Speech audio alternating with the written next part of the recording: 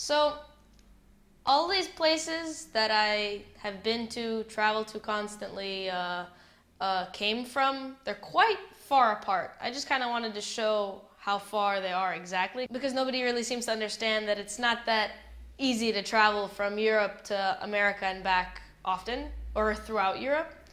So, first of all, like I said before, I was born in Los Angeles, California. That's here. Went to Jamaica. Jamaica is a little country down here. Very small, underneath Cuba. After Jamaica, I was in North Carolina. Came back up to the United States in North Carolina. Here. After North Carolina, I went down to Florida. Down the East Coast, Florida is right here. After a year in Florida, I went up to Canada, up here, to Ottawa, which is, if I can find it, right here. Ottawa, Canada. Lived there for a year. And then came back down to Florida and stayed in Miami. Miami's a city in Florida. Some Croatians asked me that. They thought that Miami was a state and not a city. Anyway, from Miami, I came to Croatia. So the worst part is when I would get to Miami and tell people, oh, I came in from Croatia, play for the Croatian national team, and they would say, what's a Croatia? First of all, Croatia's not a what, it's a where.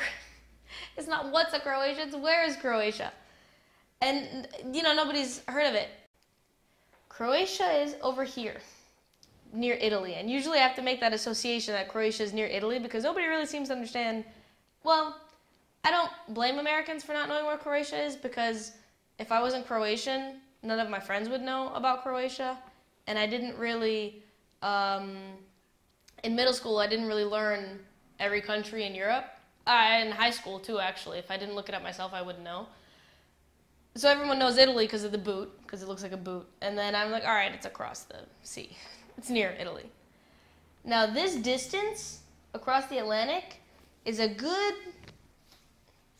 5,243.6 miles, which is also 8,438.7 kilometers.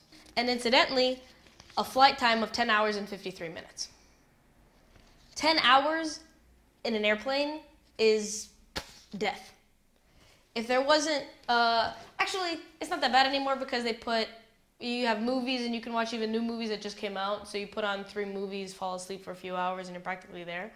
But it's also a 6-hour time difference, so that just messes you up with the jet lag. So this is my distance, Miami, Florida to Croatia. And then within Europe, so since I've come to Croatia, I've also been traveling constantly in this region, right? So in a few episodes back, I talked about Russia. That was from Croatia to Moscow. To Moscow. Croatia to Moscow. Been to England. Been to Italy. Germany is here. Germany is one of the strongest women's teams, right? Been to the Netherlands. Going to Ireland in 3 days, 4 days, something like that. Ireland's over here. These are all, it's closer than cities in the U.S., but at the same time, it's always 2 to 3 hour plane ride. But within Croatia, one of the most beautiful things about this country, in which I am in right now, is that even though it's small, with a population of only 4 million, which is nothing compared to the United States, or even Miami, it has a Mediterranean coast, which is beautiful, the whole coast.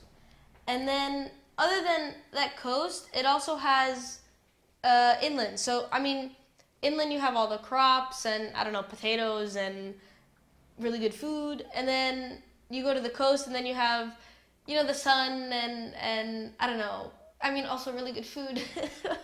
But in one small country, you really have everything. So that's pretty much as far as my world traveling has gone.